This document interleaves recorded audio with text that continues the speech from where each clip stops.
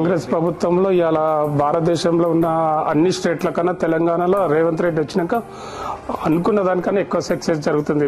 ఇలా రేవంత్ రెడ్డి కూడా అదే విధంగా డెవలప్మెంట్ అనేది చేస్తుండే కనపడుతుంది కూడా. ఎందుకంటే లా అండ్ ఆర్డర్ విషయంలో కానీ, ట్రాఫిక్ సమస్య విషయంలో కానీ, అడ్మినిస్ట్రేషన్ విషయంలో కానీ, ఏ విధంలో కానీ మంచి పరిపాలన విధంగా నాకు తెలిసిన కాంగ్రెస్ లో ఇలా రేవంత్ రెడ్డి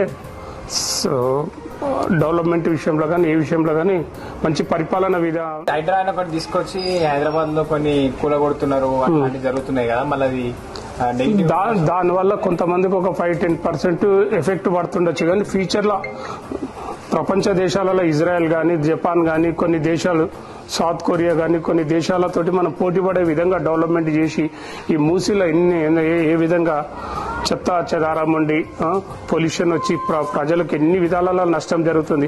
గత ప్రభుత్వ పరిపాలించిన ఎవరు కూడా పట్టించు రేవంత్ రెడ్డి డేర్ చేసి ప్రజలకు 100% సక్సెస్ చేద్దామనే ఉద్దేశంతో చేస్తుండే. ప్రజలు 90% దాని గురించి అనుకూలంగానే ఉన్నారు, కానీ వ్యతిరేకంగా అయితే ఎవరు లేరు. కొంతమంది టీఆర్ఎస్ కానీ, బీజేపీలు కానీ దాన్ని రెచ్చగొట్టి వాళ్ళని చేస్తారు, కానీ ప్రజలకు మాత్రం ఏ విధంగా దానివల్ల నష్టమేం లేదు.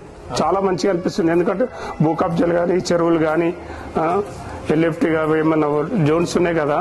ఇలా రంగనాథ్ వచ్చి కూడా అసలు ప్రభుత్వం అంటే ఉన్నది అనేది తెలియపరుస్తాడు. దానివల్ల ప్రజలు చాలా సంతోషపడుతున్నారు.